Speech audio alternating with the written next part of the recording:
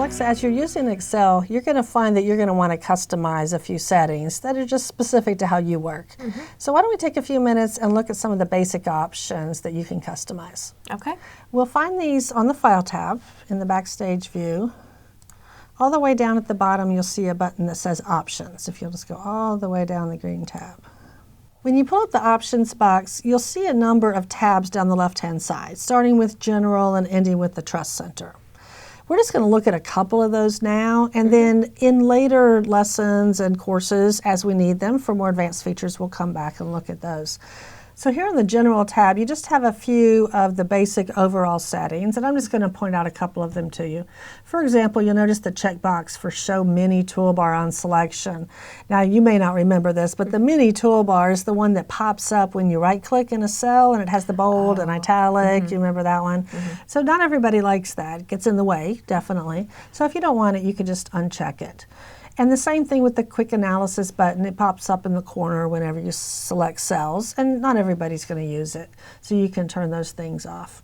You'll notice in the section that says when creating new workbooks, you can change the font and the font size and the views, and you can even change how many blank sheets it starts off with. So that's going to be for new workbooks.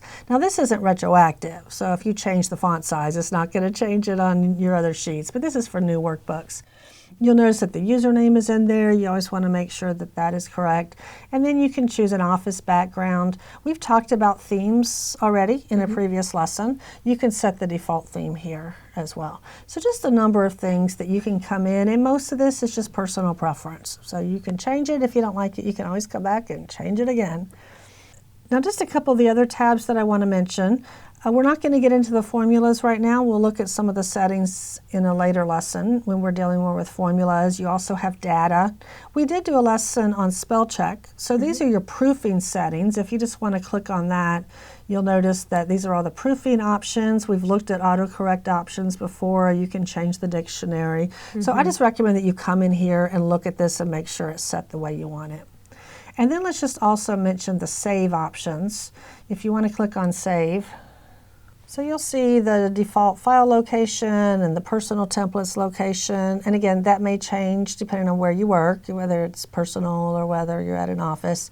But just come in and change those settings as needed.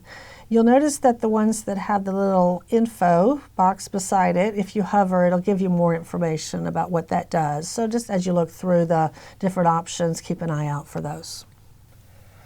And then one thing that's been added to this options box in Excel 2019 is that ease of access setting.